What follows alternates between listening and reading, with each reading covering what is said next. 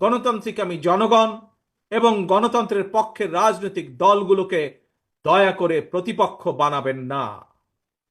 যদি আপনাদের কেউ রাষ্ট্র পরিচালনায় থাকতে চায়, তাহলে সরকার থেকে পদত্যাগ করে জনগণের কাতারে আসুন, নির্বাচন করুন। যদি ভবিষ্যতে নির্বাচনে জনগণের রায় পান, তাহলে আবার সরকারের দায়িত্ব গ্রহণ করুন। প্রিয় তরুণ প্রজন্মের ভাই বোনেরা, গত 1.5 দশকে ভোটার তালিকায় প্রায় 3.5 কোটি ভোটার সংযুক্ত হয়েছেন, নতুন ভোটার সংযুক্ত হয়েছেন।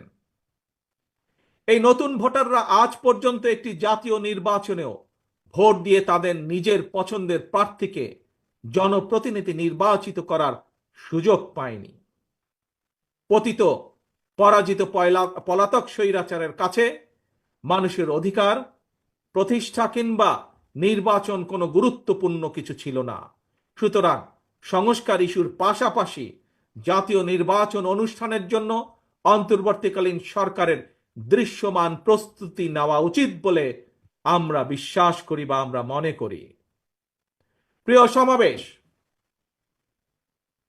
অতীতে বিভিন্ন সময় এই বাংলাদেশে তত্ত্বাবধায়ক সরকার নিরপেক্ষ নির্বাচন অনুষ্ঠিত করেছে এবং প্রত্যেকটি ক্ষেত্রে আমরা দেখেছি তত্ত্বাবধায়ক সরকার 3 মাসের মধ্যেই সফলভাবে জাতীয় নির্বাচন অনুষ্ঠান সম্পন্ন করেছে।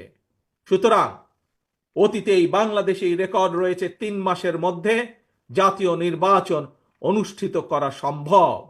কিন্তু আজ আমরা দেখছি 10 মাস পার হয়ে গেল, অন্তর্বর্তীকালীন সরকার নির্বাচনের দিনক্ষণ ঘোষণা করছে না। আমরা ফ্যাসিবাদ মুক্ত বাংলাদেশে জনগণের সরাসরি ভোটে জনগণের কাছে জবাবদিহিমূলক, জনগণের কাছে দায়বদ্ধ একটি সরকার দ্রুত দেখতে চায়। অন্তর্বর্তীকালীন সরকারের প্রতি আহ্বান, আগামী ডিসেম্বরের মধ্যেই জাতীয় নির্বাচন অনুষ্ঠিত হতে হবে।